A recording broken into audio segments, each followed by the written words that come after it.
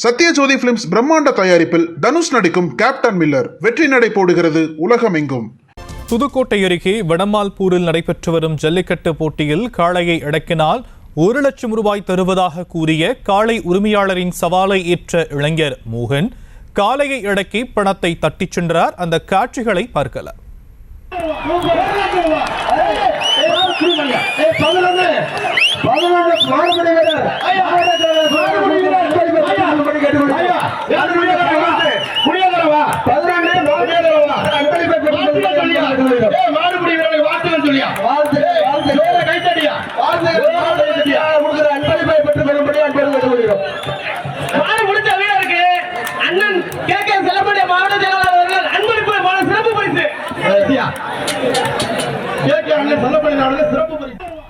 இது குறித்தான விவரங்களை நம்முடைய செய்தியாளர் பாக்கியராஜிடம் கேட்கலாம். பாக்கியராஜ், கூடுதல் விவரங்கள்.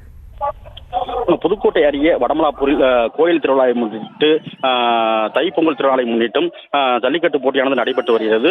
காலை 8:30 மணிக்கு தொடங்கிய இந்த ஜல்லிக்கட்டு போட்டியில் 800 காளைகள் 250 மாடுபிடி வீரர்கள் பங்கேற்று விளையாடி வருகின்றனர்.